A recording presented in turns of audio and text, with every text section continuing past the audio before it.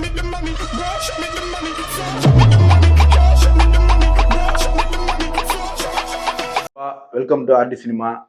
இன்னைக்கு நம்ம எந்த படத்தை பற்றி பார்க்க போகிறோம்னு கேட்டிங்கன்னா, லேக் பிளேஸ் அந்த படத்தோட ஃப்ரான்ச்சைஸை பற்றி தான் பார்க்க போகிறோம். இது வந்து ஒரு 4 பாகமாக எடுத்திருக்காங்க இந்த படம்.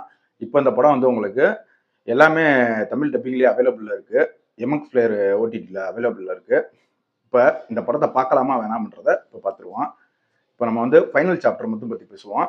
அதை பற்றி பேசினாலே உங்களுக்கு மீதி 3 பாகங்களோட கதையும் புரிஞ்சிடும். இப்போ அதோட கதை என்னன்னு கேட்டீங்கன்னா, யான்சி பட்லர் அப்புறம் எலிசபெத் ரோம்னு 2 பேர் இருக்காங்க.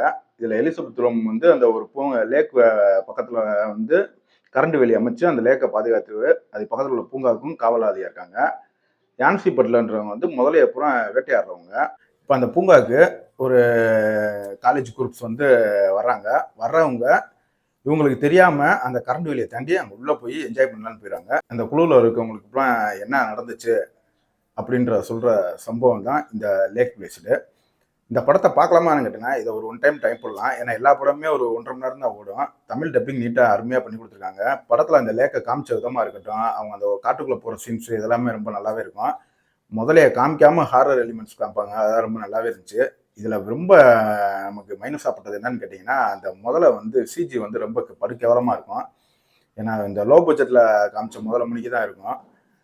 மித்தபடி இந்த படத்தை நீங்கள் அந்த குழுக்களை ஃபாலோ பண்ணாலே இந்த படத்தை நீங்கள் பார்த்து முடிச்சிடலாம். படத்தில் ஒரு முக்கியமான விஷயம் என்னென்னா, படத்தில் அடல்ட் கண்டென்ட் இருக்குது, அதுவும் நியூரிட்டியான சீன்ஸ்லாம் நிறையா இருக்குது. அதனால் இதை ஃபேமிலியோட பார்க்க முடியாது. அதை மட்டும் ட்ரை பண்ணுங்கள். ஏன்னா கில்மா சீன்ஸ்லாம் நிறையா வரும் படத்தில், 4 பாகத்துலையுமே வரும். அதை மைண்டில் வச்சுக்கிட்டு எப்படி பார்க்கலான்னு பிளான் பண்ணி ஒரு டைம் என்ன ட்ரை பண்ணி பாருங்கள். இப்போ இந்த படம் வந்து 4மே உங்களுக்கு எம்எஸ் பிளேயரில் தமிழ் டப்பிங்லேயே அவைலபிள் இருக்குது. இதில் இன்னொரு சோதனை என்ன, படம் பார்க்கும்போது ஆட் வருது. Thank you friends. இன்னொரு வீடியோ சந்திப்போம்.